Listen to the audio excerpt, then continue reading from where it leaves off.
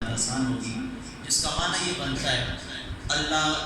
اپنے محبوب کے وسیلہ پاک سے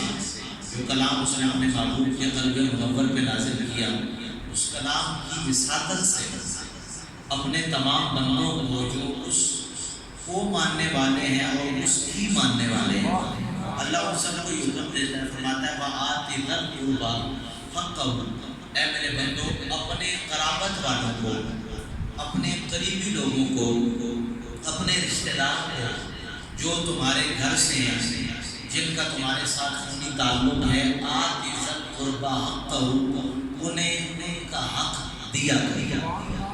اس آیت کریمہ کے اعتبار مفہوم کئی پہلو ہیں، لیکن اگر بالکل ظاہری معنی پر ہی اگر آپ تھوڑا سا اپنی توجہ کو ملحوظ رکھیں تو دو چیزیں اگر توجہ ملحوظ رکھی جائے تو دو باتیں سمجھ آتی ہیں۔ ایک تو اللہ تبارک و تعالیٰ ہمیں دنیاوی امور کی جانب متوجہ کر رہا ہے، فرماتا ہے وَآتِ ذَا الْقُرْبَىٰ حَقَّهُ، کہ تمہارے جو قریبی رشتہ دار ہوتے ہیں جن کا ان پہ حق ہے اور جن کے حقوق کے تم محافظ ہو، تم پر یہ لازم ہے کہ تم نے ان کا حق ادا کرنا۔ اور دوسرا اس آیت کریمہ کا جو پہلو ہے وہ بھی انتہائی عام ہے، وہ میں آپ کو ایک حدیث پاک سے بآسانی سمجھا پاؤں گا۔ امام الانبیاء صلی اللہ علیہ وسلم کا فرمان ہے، سرکار نے فرمایا لا یؤمن احدکم حتی یحب لأخیہ ما یحب لنفسہ، تم میں سے کوئی شخص اس وقت تک مومن کامل نہیں بن سکتا جب تک وہ اپنے مسلمان بھائی کے لیے وہ چیز پسند نہ کرے جو وہ اپنی ذات کے لیے پسند کرتا ہے۔ بڑا گہرا مفہوم رکھنے والا میرے کریم نبی صلی اللہ علیہ وسلم کا یہ فرمان ہے، اور اس پہ جتنی توجہ سے آپ سن رہے ہیں یہ بڑا مناسب وقت ہے کہ میں یہ پیغام آپ تک پہنچاؤں۔ جو لوگ یہ حدیث پاک صرف پڑھتے ہیں اور اس کے ترجمے تک نظر ہوتی ہے یا ظاہری مفہوم پر غور کر لیا، ان کی آنکھ سے مراد یہ ہے کہ جو چیز میں نے اپنے لیے پسند کی مجھ پہ لازم ہے کہ میں اپنے بھائی کے لیے بھی اس کا اہتمام کروں، اور اس چیز کو بسا اوقات اس فرمان کو ظاہری جو ایک معنی لیے جاتے ہیں اس پر معمول کیا جاتا ہے، لیکن اگر اس پہ تھوڑا غور کریں اب یہ تو ممکن نہیں ہے کہ جیسے کپڑے میں پہنتا ہوں میں ہر مسلمان بھائی کو ویسے تو لے کے نہیں دے سکتا، جو ضروریات زندگی میری پوری ہو رہی ہے مجھ میں تو یہ مثال نہیں ہے کہ میں اپنے دوسرے مسلمان بھائی کی وہ تمام ضروریات پوری کروں۔ اس پر محدثین کرام نے جو سب سے پیارا مفہوم بیان کیا، بہت سارے مفاہیم ہیں لیکن جو میرے دل کو لگا فرماتے ہیں معنی یہ ہے اگر تو اعمال خیر کر کے اللہ کی رضا چاہتا ہے اور تیری یہ تمنا ہے، تیرا یہ ہدف ہے کہ میں یہ اچھا کام کر کے خدا کو بھی راضی کروں، مصطفیٰ کو بھی راضی کروں، تو لا یؤمن احدکم حتی یحب لأخیہ ما یحب لنفسہ، اس وقت تک تم مومن کامل نہیں بنو گے جب تک جتنی نیکیاں خود کرتے ہو اتنی نیکیوں کی تبلیغ دوسرے مسلمان کو بھی نہ کرو۔ تھوڑا سا اس کو سمجھے، خود تو نماز پڑھتے ہیں، 4-5 دوست بیٹھے ہیں اکٹھے اور ان کے برابر سے بندہ اٹھ کے مسجد جا رہا ہے نماز پڑھنا، وہ کہتے ہیں جی آپ لوگ بیٹھے گپ شپ لگائیں میں ذرا نماز پڑھ رہا ہوں۔ گھر میں افراد خانہ سو رہے ہیں اور گھر کے جو صاحب خانہ ہے وہ اٹھتے ہیں اور رات کی تاریکی میں اٹھے اور مسجد کی جانب چل دیے، میں جاؤں گا قیام اللیل کروں گا، نماز تہجد پڑھوں گا، فجر پڑھوں گا، خود مسجد میں بیٹھ کے اللہ اللہ کرتے رہے۔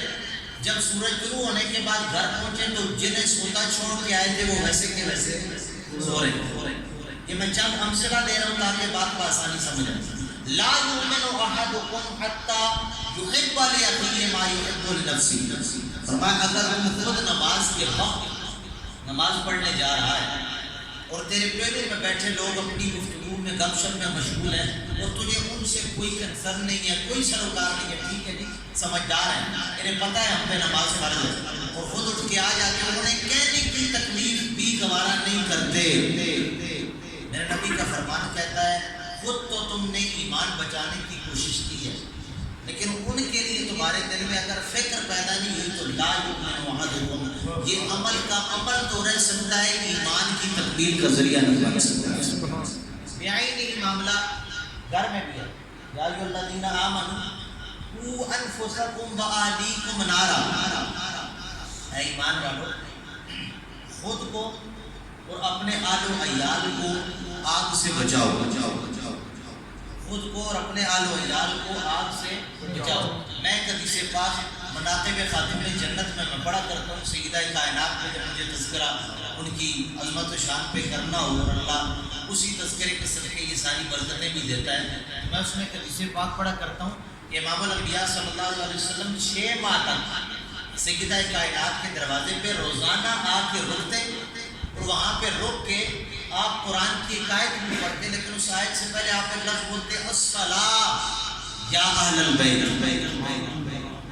3 مرتبہ حضور یہ صدا بلند کرتے، اور اس پہ امام اللہ علی قاری نے لکھا اور حضرت شیخ محقق نے لکھا، فرمایا یہاں پر الصلاۃ 2 معنوں میں، جو عمومی جو معنی ہوتے ہیں، ایک معنی رحمت اور دوسرا معنی نماز۔ پہلا معنی یہ ہے کہ میرے کریم نبی دروازہ فاطمہ پہ آ کے آل فاطمہ پہ درود بھیجتے تھے، تو صلاۃ کا معنی ایک رحمت دیا جاتا ہے، اور دوسرا معنی یہ ہے کہ فجر کی نماز سے پہلے چونکہ حضور آتے اور اذان بلال اس وقت ہو چکی ہوتی، تو اس وقت جو صدائے مصطفیٰ ہوتی تھی وہ سیدہ کائنات کو، حضرت مولا کائنات کو نماز کے لیے جگانے کی خاطر ہوتی تھی۔ اب تعلیم امت ہے، تعلیم امت ہے، ورنہ جس بی بی پاک کی ساری رات کو ایک رکعت کے قیام میں بسر ہو جائے،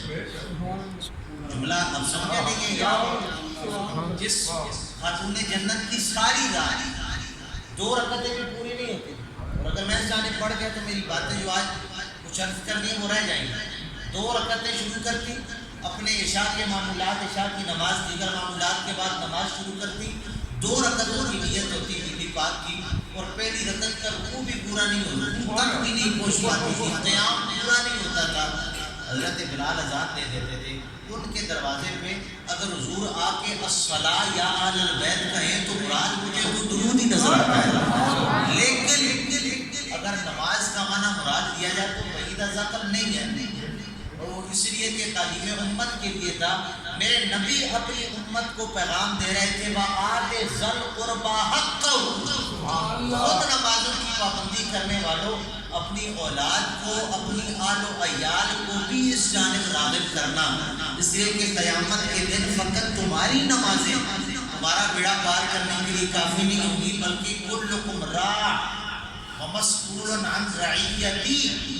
ہر بندے سے قیامت کے دن اس کے آل و عیال کے اعمال کے بارے میں سوال کیا جائے گا، اس لیے فرمایا وَآتِ ذِی الْقُرْبَىٰ حَقَّهُ، جو تمہارے قرابت والے انہیں ان کا حق ادا کرنا۔ اچھا، یہ چند آیات اور چند حدیث میں جلدی میں آپ احباب کے سامنے عرض کر چکا، مزید 1-2 باتیں اس حوالے سے سن لیجیے، اور پھر میں ایک عنوان کا مجھے بطور تتمہ آج گفتگو عرض کرنی تھی، میں اسی کی جانب اپنا سفر شروع کروں گا۔ امام الانبیاء صلی اللہ علیہ وسلم نے صحابہ کی پوری جماعت سرکار مدینہ صلی اللہ علیہ وسلم کی بارگاہ میں حاضر تھی، تو اس وقت میرے کریم نبی صلی اللہ علیہ وسلم نے جب تربیت فرمائی، تربیت کا ایک تسلسل چل رہا تھا، اسی دوران 2 لوگ حضور کے سامنے سے گزرتے ہیں، ایک بزرگ ہے اور ایک اس کے ساتھ جوان لڑکا ہے۔ اب انداز تربیت دیکھیں، میں یہاں بڑے ادب سے یہ بھی عرض کروں گا کہ اگر اپنے آل و عیال کی تربیت بھی کرنی ہے تو قرآن میں اللہ تبارک و تعالیٰ نے ایک بڑا خوبصورت سا اپنا مالک ہے، جس میں اللہ تبارک و تعالیٰ فرماتے ہیں ادعو الی سبیل ربک بالحکمۃ والموعظۃ الحسنہ وجادلہم باللتی ہی احسن۔ اللہ فرماتا ہے میری راہ کی طرف بلاؤ، اللہ حکم دیتا ہے ادعو الی سبیل ربک، لوگوں کو اپنے رب کی راہ کی طرف بلاؤ۔ کیسے؟ طریقہ اس کا کیا ہوگا؟ فرما بالحکمہ، حکمت سے بلانا ہے، والموعظۃ الحسنہ، اور نصیحت بھی ایسی کرنی ہے کہ اس میں حسن پایا جائے۔ قرآن کا اسلوب دیکھیں، تربیت کیسے کرنی ہے؟ نصیحت بھی یوں ہو کہ اس میں حسن ہو، اس لیے کہ جب اللہ کے دین کی طرف بھی کسی کو لے جائے، شدت میں بلایا جائے گا تو ہرگز اس کا دل اس سختی کو قبول نہیں کرے گی۔ اور پھر آگے جو لفظ بولا فرمایا وَجَادِلْهُمْ بِالَّتِی ہِیَ احسن، جس بندے کے ساتھ مجادلہ ہو جائے، گفتگو میں تکرار ہو جائے، اور بات عام نوعیت میں جن مواقع پہ جنگ و جدل تک پہنچ جاتی ہے، لڑائی کی صورت بن جائے، فرمایا وجادلہم باللتی ہی احسن، اگر کسی سے مجادلہ بھی کرنا پڑ جائے تو وہ بھی اس انداز سے کرنا ہے جس میں حسن پایا جائے۔ یہ چند ضروری اور عام باتیں سمجھ، یعنی اگر کسی کی تربیت کرنی ہے تو کوشش کریں حتی الامکان اس میں نرمی ہے، لیکن اگر نرمی کے بدلے میں سختی کا کوئی عنصر پایا جائے تو پھر اس میں بھی جو جواب دینا ہے اس میں کوشش کرنی ہے مجادلہ بھی ہو لیکن اس میں حسن بھی ہو۔ اچھا مجھے یہ بتائیں، میں ایک سوال آپ سے صرف عذرائے ذوق میں پوچھنا چاہوں گا، لڑائی ہو اور لڑائی کی خوبصورتی بھی ہو، یہ کوئی ممکن ہے؟ جی ایسا ہو سکتا ہے کہ لڑائی ہو گئی ہے، مجادلہ کہتے ہیں اس کو ہے کہ جب تکرار تھوڑی اوپر کی نوبت تک پہنچ جائے اسے کہا جاتا ہے مجادلہ۔ قرآن کہتا ہے وجادلہم، مجادلہ اگر ہو جائے یہ افسن، تو تم نے اس میں بھی افسن بہترین رویہ اختیار کرنا ہے۔ مراد کیا ہے؟ فرمایا مراد یہ ہے کہ اگر سامنے والا لڑنے جھگڑنے پہ اتر آئے، اتنے پیار سے گفتگو کرو تمہارا اخلاق اسے تمہارے نبی کو سلام کرنے پہ ہو جائے۔ یہ قرآن کا اصول ہے۔ میں بات کر رہا تھا حضور تشریف فرمائے اور دو افراد کا گزر ہوا، حضور نے دونوں کو بلا لیا صلی اللہ علیہ وسلم، اور میں جو جوان تھا، لڑکا تھا، اس لڑکے کو سرکار نے پوچھا من آزاد، یہ بزرگ کون ہے جس کے ساتھ سفر کر رہا ہے؟ اس بچے نے، اس جوان نے جواب دیا ہذا ابی یا رسول اللہ صلی اللہ علیہ وسلم، یہ میرے والد گرامی ہیں، میرے والد سے۔ اب سنیے انداز تربیت کیا ہے، حضور نے کیا انداز اپنایا؟ فرمایا ان ھذا ابوک،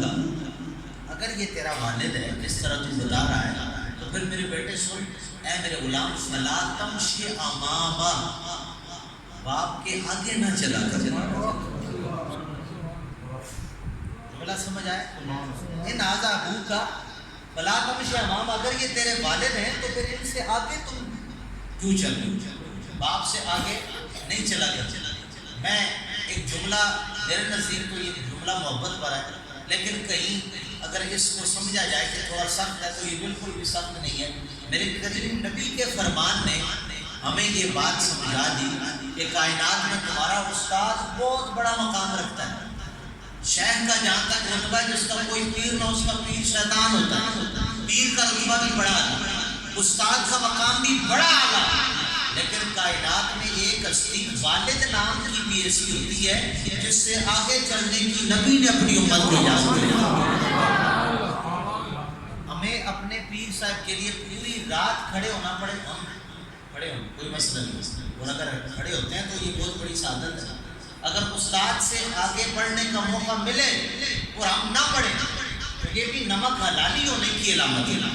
کہ بندے کے مزاج میں یہ چیز پائی جاتی ہے۔ لیکن کائنات میں ایک رشتہ ایسا بھی ہے جسے والد کہا جاتا ہے، جس کے بارے میں میرے نبی نے خود فرمایا فلا تمشی امامہ، مجھے والد سے آگے چلنے کی اجازت، بولے اجازت نہیں ہے۔ دوسرا ولا تجلس قبلہ، جب اپنی منزل پہ پہنچ جاؤ گے، جدھر بھی جا رہے ہو، والد کے ساتھ تمہارا سفر ہے، پھر وہاں جا کے یہ بات میری یاد رکھنا، صرف آگے چلنے کی ممانعت نہیں ہے، والد سے پہلے بیٹھنا بھی منع ہے۔ جب تک ابا جی بیٹھ نہ جائیں تو یہ بیٹھنے کی بھی اجازت نہیں۔ احترام میں کھڑے رہو، جب تک وہ نہیں بیٹھتے تم کھڑے رہو۔ ولا تستطب لہ، یہ آخری کلمات ہیں حدیث پاک کی، اور بہت ساری باتوں کا ایک نچوڑ سے جملے میں میرے کریم نبی نے فرمایا اے میرے غلام، زندگی میں کبھی کوئی ایسا کام مت کرنا کہ لوگ تیری وجہ سے تیرے باپ کو گالیاں دیں، تیری وجہ سے کام تیرے ایسے برے کام کیوں کرے اور زمانہ تان کرے تیرے والد کو کہ وہ شخص تھا ہی ایسا، اس نے اس کی تربیت اور ایسے ہی ہوتا ہے کہ اگر بیٹا کوئی ایسا فعل کرے جو معاشرے میں فعل شنیع سمجھا جاتا ہے، جسے قبول نہ کیا جائے، تو اس میں پہلا عمل یہی آتا ہے کہ سب پیو بھی نہیں ہے، اس نے تربیت ہی کوئی نہیں کی۔ تو عزیزان گرامی کا جو قرآن کا یہ اسلوب اور میرے کریم نبی صلی اللہ علیہ وسلم کے فرمان میں تربیت کا یہ انداز ہمیں بہت سارے کام کرنے کی طرف متوجہ کرتا ہے۔ اور جو چند باتیں میں نے کی ان میں پہلی پہلا پیغام یہ تھا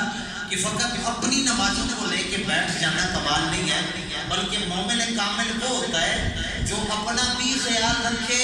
اپنے آل و عیال پر بھی دھیان رکھے اور اپنے دوست احباب کا بھی خیال رکھے۔ اور خیال رکھنے سے مراد یاروں دوستوں کو دعوت کھلانا نہیں ہے، جڑا سنگی روٹی چنگی کھلائے وہ چنگا سنگی آج دے دور فرمایا تمہارا چنگا سنگی وہ ہے، اچھا دوست وہ ہے جو خود اگر خدا کے در پہ جھکتا ہے تو تمہیں بھی ادھر لے جائے، اگر اپنی توجہ مصطفیٰ کی ذات کی طرف ہوتی ہے تمہیں ادھر لے جائے۔ اور اگر کوئی ایسا دوست ہو جو کسی بے ادبی کی طرف متوجہ کرتا ہے فرمایا پھر ادھر کھڑا چھاڑ دے۔ اگر آپ اس پر مزید توجہ دے پائیں اور یقیناً اس جملے سے دیں گے آپ انشاءاللہ جو میں پڑھنے لگا ہوں، تو بات رومی کشمیر کی کر لیتے ہیں۔ سبحان اللہ، محبت سے بولے ذرا سبحان اللہ۔ سبحان اللہ۔ عزیزان گرامی قدر رومی کشمیر میاں محمد بخش رحمت اللہ تعالی علیہ آپ نے کمال کر دیا۔ فرماتے ہیں دنیا والوں یاد رکھنا اگر تم کسی اچھے دوست کی صحبت میں چلے جاؤ گے دنیا بھی بہتر ہو جائے گی، عقبہ کا سامان بھی بن جائے گا۔ آپ فرماتے ہیں یاد رکھنا اگر کسی برے شخص کی صحبت میں جاؤ گے تمہارا حشر بھی برا ہو جائے گا۔ اے میرے کریم نبی کے غلاموں، یہی تو وہ بندگان خدا ہیں جن کے اشعار، جن کے فرائین کبھی قرآن کا ترجمہ کرتے نظر آتے ہیں، کبھی مصطفیٰ کے فرمان بیان کرتے نظر آتے ہیں۔ رومی کشمیر فرماتے ہیں چنگے بندے سبحان اللہ، بولیے ذرا چنگے بندے دی صحبت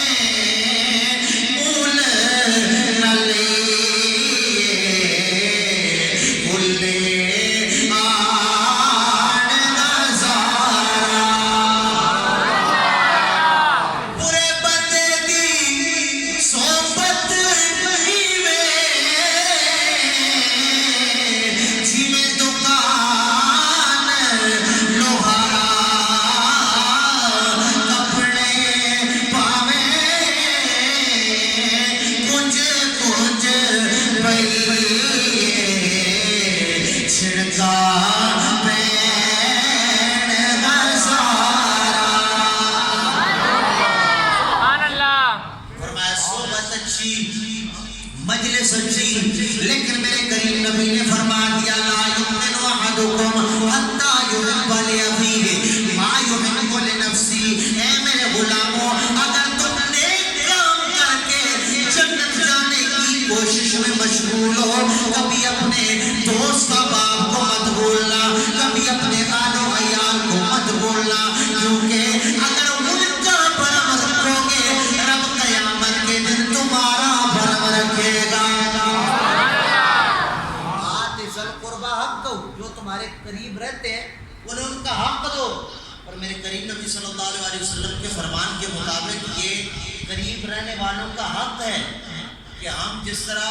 خود اعمال کی کوشش کرتے ہیں ان کے لیے بھی تھوڑی کوشش کریں۔ اگر سامنے سے جواب دیا کہ کیا تم پاڑا ماں پتہ ہے میرے تے فرض ہے، ایسا جواب بھی تو ممکن ہے۔ میں 17 سالہ نہیں ماں پتہ ہے تم جو پڑھ یا سنوازی کو بیٹھے خدا نہ کرے کوئی ایسا جملہ بولے، لیکن یہ جو بولے جاتے ہیں تو نقل کفر نہ باشد میں کیا۔ اگر کوئی ایسا جواب دیتا تو پھر آپ بری و ذمہ ہیں، پھر آپ بری و ذمہ ہیں۔ لیکن اگر آپ بالکل ہی، میں اپنی بات نہیں کر رہا، میں بھی اگر بالکل ہی رائے ہدایت کی طرف متوجہ کرتا ہی نہیں کسی کو تو پھر میں غلط ہوں۔ اس لیے قرآن نے ہمیں کہہ دیا وآت ذل قربیٰ حق، اپنے قریبی جو ہمارے انہیں ان کا حق دینا ہے۔ اور حق دینے کا سب سے پہلا طریقہ یہ ہے کہ اعمال صالحہ پر انہیں راغب کیا جائے۔ حضرت امام حسن مجتبی رضی اللہ تعالیٰ عنہ 28 صفر مظفر آپ کا یوم عرس ہے۔ امام حسن مجتبی صغر سنی میں تھے، بچپن میں جب بندہ غیر مکلف ہوتا ہے، جب بندے پہ احکام واجب نہیں ہوتے، نماز روزہ کلمہ کلام یہ اس پہ واجب لازم نہیں ہوتے، لیکن یوم حسن مجتبیٰ دربار رسالت مآب صلی اللہ علیہ وسلم میں جب ایک صدقے کی کھجور اٹھا کے منہ میں ڈالتے ہیں تو میرے کریم نبی اپنی مبارک انگلی منہ میں ڈال کے نکال دیتے ہیں اور ننھے سے بچے کو وضو فرما رہے ہیں کہ حاجی صدقہ، اے میرے پیارے حسن یہ صدقے کا مال ہے، اور صدقے کا مال اللہ نے تیرے نانا اور ان کی اہل بیت پہ حرام کر دیا ہے۔ بڑی مشہور سی روایت ہے، بچپن سے سنتے چلے آ رہے ہیں، مصنوعی روایات میں اس کا شمار ہے، لیکن اس میں بڑا اعلیٰ سبق ہے کہ ایک بزرگ تھے، جو بھی تھے، وہ وضو بنا رہے تھے، ان کا طریقہ غلط تھا۔ حضرات حسنین کریمین آئے، دونوں نے دیکھا کہ بزرگ کی وضو کرنے کا انداز صحیح نہیں ہے، لیکن بیٹے مولا علی کے تھے، اسے منہ چڑھ کے نہیں فرمایا کہ آپ وضو غلط کرتے ہیں۔ جب وہ وضو کر چکا تو اسے کہنے لگے کہ چچا جان یا حضرت یا جو بھی کہا، چادر میں ہو کے میرا خیال ہے میں وضو ٹھیک کرتا ہوں، اور یہ میرا چھوٹا بھائی حسین کہتا ہے میں وضو ٹھیک کرتا ہوں، ہم دونوں وضو کریں گے، آپ نے دیکھنا ہے وضو صحیح کس کا ہے۔ یہ طریقہ ہے جو تربیت کا، جس کو قرآن نے میں کہا کہ ادعو الی سبیل ربک بالحکمہ، حکمت سے سکھاؤ۔ اور پتہ ہے اس وقت جہاں جہاں یہ روایت موجود ہے انہوں نے لکھی ہے امام حسن مجتبیٰ کی عمر 8 سال تھی، اور امام حسین باز یقیناً عمر میں آپ سے چھوٹے تھے۔ اس عمر میں بھی اگر کوئی بندہ شریعت کے احکام کا اتنا پابند ہے کہ ادعو الی سبیل ربک بالحکمہ، حکمت کے ساتھ وہ لوگوں کو اللہ کی راہ کی طرف بلانے کا تجربہ رکھتا ہے، تو یہ کوئی بعید عمل نہیں ہے، کیونکہ جو یہ کام کر رہے ہیں قرآن تو ان کے گھر پہ اترا ہے۔ دونوں شہزادے وضو بنا رہے ہیں اور وہ شخص دیکھ رہا ہے، جب دونوں وضو بنا چکے تو پوچھنے لگے جی بتائیے کس نے وضو صحیح کیا؟ وہ بھی حضرت امام الانبیاء صلی اللہ علیہ وسلم کی تربیت میں، یا حضرت مولا کائنات کی تربیت میں، یا میرے کریم نبی کے سچے صحابہ کی تربیت میں وقت گزار کے جو بھی کہہ دیا جائے ہمیں سب قبول ہے، اس نے بھی اپنا وقت بسر کیا ہوا تھا۔ جب یہ سوال کیا نا کس کا وضو درست ہے، اس بندے نے کہا جی آپ دونوں کا ٹھیک ہے، غلطیاں تو مجھ سے ہوئی۔ یہ انداز تربیت ہے جو ہمیں وہاں سے ملتا ہے، تو اس انداز سے اگر ہم تربیت اپنائیں گے تو یقیناً ہمیں اس کا فائدہ ہوگا۔ جملہ میں یہ کہنا چاہتا ہوں، قرآن نے ہمیں کہا وَآتِ ذَا الْقُرْبَىٰ حَقَّهُ، اپنے قریبیوں کو ان کا حق دو۔ امام الانبیاء کی زبان کے ذریعے میں ہمیں پتہ چلا کہ اپنے قریبی رشتہ داروں کو ان کا حق دو۔ جو نبی ہمیں حکم دیتے ہیں کہ اپنے قریبیوں کو نوازو، اس نبی نے خود اپنی قرابت والوں کو کتنا نوازا ہوگا۔ محبت سے بولے ذرا سبحان اللہ، جملے تک پہنچ نہیں پائے یا کوشش نہیں فرمائی، خود کتنا نوازا ہوگا۔ اور جتنا نوازا اس میں صرف ایک، اور اس کے بعد ایک بات سنو، اور اس کے بعد ایک مسئلہ جس کی جانب مجھے متوجہ کیا گیا، میں وہ وضاحت کر کے اختتام کی جانب بڑھوں گا۔ امام الانبیاء صلی اللہ علیہ وسلم کا فرمان ہے، سرکار نے فرمایا انی تارک فیکم ما ان اخذتم بہ لن تضلوا، کتاب اللہ وعطرتی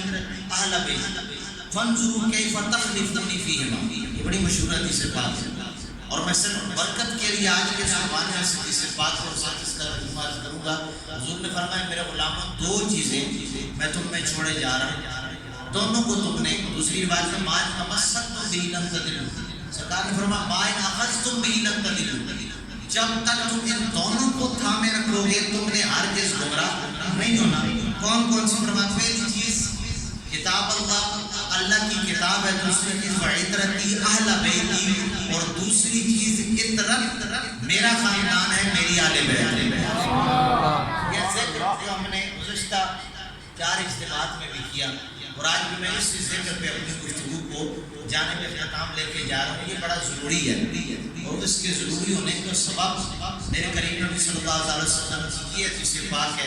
امام الانبیاء نے فرمایا معرفت آل محمد براءۃ من النار وحب آل محمد جواز علی الصراط والولایۃ لآل محمد امان من العذاب۔ امام الانبیاء صلی اللہ علیہ وسلم نے فرمایا جو بندہ میری آل بیت کی محبت کو اختیار کر لیتا ہے اللہ تعالیٰ اسے جہنم سے بری فرما دیتا ہے۔ جواز علی الصراط، انہیں صراط سے اس کا گزرنا آسان ہو جاتا ہے، اور آل محمد کی ولایت انہیں اپنا ولی مان لینا، ان سے قریبی تعلق قائم رکھ لینا، امان من العذاب، عذاب سے امان ہے، اتنے انعامات ہیں اور بیسیوں، شاید میں اس سے پہلے بھی آپ کے سامنے ذکر کر چکا ہوں۔ مسجد کے خدام آپ کے پاس آئیں گے، اپنی سعادت و توفیق کے مطابق مسجد کی خدمت کیجیے، اللہ تبارک و تعالیٰ آپ کو دارین کی برکتیں عطا فرمائے۔ اتنے انعامات ہیں محبت اہل بیت کی، لیکن جب حضرت سیدنا مولا کائنات کرم اللہ تعالیٰ وجہ کریم کی کتاب سورہ آفاق نہج البلاغہ اس کا مطالعہ کیا جائے، اور میں بغیر کسی لمبے مضمون کے میں صرف اتنا جملہ کہوں گا، آپ کو بے شمار اس میں ایسے مضامین ملیں گے، فرامین ملیں گے حضرت مولا کائنات کے، کہ جس سے یہ ثابت ہوتا ہے کہ حضرت مولا علی فرماتے ہیں جو بندہ نماز نہیں پڑھتا اس کا آل محمد سے کوئی واسطہ نہیں، جو بندہ روزہ نہیں رکھتا ہماری آل سے اس کا کوئی واسطہ نہیں۔ حضرت مولا کائنات کرم اللہ تعالیٰ وجہ کریم سے جو منسوب ایک قول ہے، اور یقیناً وہ آپ سے منسوب ہی نہیں ہوگا بلکہ مبنی پر حقیقت ہوگا، حضرت مولا کائنات سے حرمت شراب کے بارے میں سوال کیا گیا کہ آپ بتائیں شراب کی جو حرمت ہے وہ کس نوعیت کی ہے؟ حضرت مولا کائنات نے فرمایا کوئی دریا ہو اور اس دریا میں شراب کا ایک قطرہ ڈالا جائے اور وہ دریا پہ خشک ہو جائے، اس دریا میں لوگ جا کے زراعت کریں، کھیتی باڑی کریں، اور کوئی بندہ اس میں غلہ اگائے، اس دریا سے پیدا ہونے والے غلے کے ایک دانے کو بھی علی اپنے اوپر حرام سمجھتا ہے۔ اس سے بڑھ کر حرمت کیا ہو؟ جو بندہ اپنے رشتہ داروں کا حق کھانے والا ہو، مولا کائنات اس سے ہمارا کوئی بات نہیں۔ یہ نہج البلاغہ میں چونکہ مفصل مضامین ہے، یہ چند جملے میں عموماً جو کتابوں میں ہوتے ہیں یا سوشل میڈیا پہ جو ہوتے ہیں وہ دوستی کے متعلق ہوتے ہیں۔ حضرت مولا کائنات کے اقوال دوستی کے بارے میں ملیں گے، تو انہوں نے یہ فرمایا وہ ساری باتیں بالکل درست ہیں، لیکن یہ بات بھی ذہن میں رکھیں ایک جملے میں اگر بات ختم کی جائے، فرمایا جو حقوق اللہ میں کمزور ہے